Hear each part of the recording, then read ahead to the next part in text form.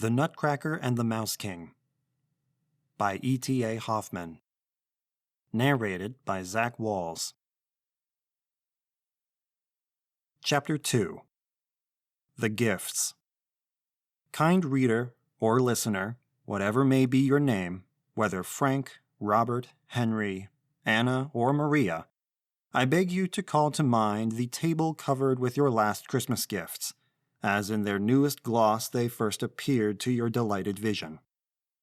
You will then be able to imagine the astonishment of the children, as they stood with sparkling eyes, unable to utter a word, for joy at the sight before them. At last, Maria called out with a deep sigh, "Ah, how beautiful! Ah, how beautiful!" And Frederick gave 2 or 3 leaps in the air higher than he had ever done before. The children must have been very obedient and good children during the past year, for never on any Christmas Eve before had so many beautiful things been given to them.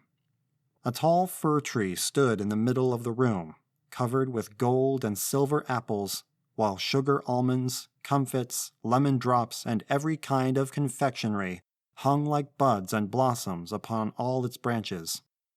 But the greatest beauty about this wonderful tree was the many little lights that sparkled amid its dark boughs, which like stars illuminated its treasures, or like friendly eyes seemed to invite the children to partake of its blossoms and fruit.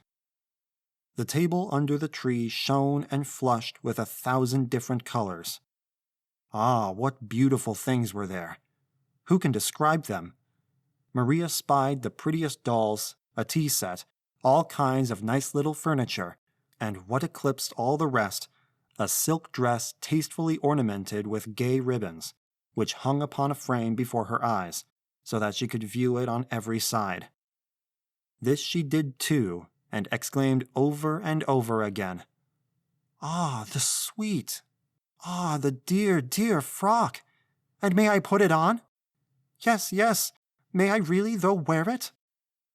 In the meanwhile, Fred had been galloping round and round the room, trying his new bay horse, which, true enough, he had found fastened by its bridle to the table. Dismounting again, he said it was a wild creature, but that was nothing. He would soon break him. He then reviewed his new regiment of hussars, who were very elegantly arrayed in red and gold, and carried silver weapons, and rode upon such bright shining horses that you would almost believe they were of pure silver also. The children had now become somewhat more composed, and turned to the picture books, which lay open on the table, where all kinds of beautiful flowers and gaily dressed people and boys and girls at play were painted as natural as if they were alive. Yes, the children had just turned to these singular books, when, cling-ling, cling-ling, the bell was heard again. They knew that Godfather Drosselmeyer was now about to display his Christmas gift, and ran towards a table that stood against the wall, covered by a curtain reaching from the ceiling to the floor. The curtain behind which he had remained so long concealed was quickly drawn aside. And what saw the children then? Upon a green meadow, spangled with flowers, stood a noble castle, with clear glass windows and golden turrets. A musical clock began to play, when the doors and windows flew open, and little men and women, with feathers in their hats and long flowing trains, were seen sauntering about in the rooms. In the middle hall, which seemed as if it were all on fire, so many little tapers were burning in silver chandeliers. There were children in white frocks and green jackets, dancing to the sound of the music. A man in an emerald green cloak at intervals put his head out of the window, nodded, and then disappeared. And Godfather Drosselmeyer himself, only that he was not much bigger than Papa's thumb, came now and then to the door of the castle, looked about him, and then went in again. Fred, with his arms resting upon the table, gazed at the beautiful castle, and the little walking and dancing figures, and then said, "Godfather Drosselmeyer, let me go into your castle." The counselor gave him to understand that that could not be done. And he was right, for it was foolish in Fred to wish to go into a castle, which with all its golden turrets was not as high as his head. Fred saw that likewise himself. After a while, as the men and women kept walking back and forth, and the children danced, and the Emerald Man looked out at his window, and Godfather Drosselmeyer came to the door, and all without the least change, Fred called out impatiently, "Godfather Drosselmeyer, come out this time at the other door." "That can never be, dear Fred," said the counselor. "Well then," continued Frederick, "let the green man who peeps out at the window walk about with the rest." "And that can never be," rejoined the counselor. "Then the children must come down," cried Fred. "I want to see them nearer." "All that can never be, I say," replied the counselor, a little out of humor. "As the mechanism is made, so it must remain." "So," cried Fred in a drawling tone, "all that can never be?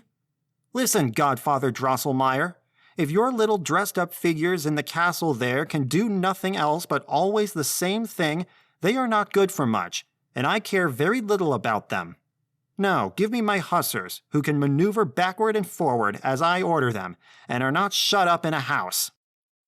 With this, he darted towards a large table, drew up his regiment upon their silver horses, and let them trot and gallop and cut and slash to his heart's content.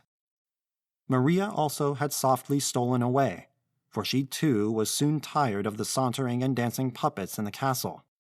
But as she was very amiable and good, she did not wish it to be observed so plainly in her as it was in her brother Fred. Councillor Drosselmeyer turned to the parents and said, somewhat angrily, "An ingenious work like this was not made for stupid children.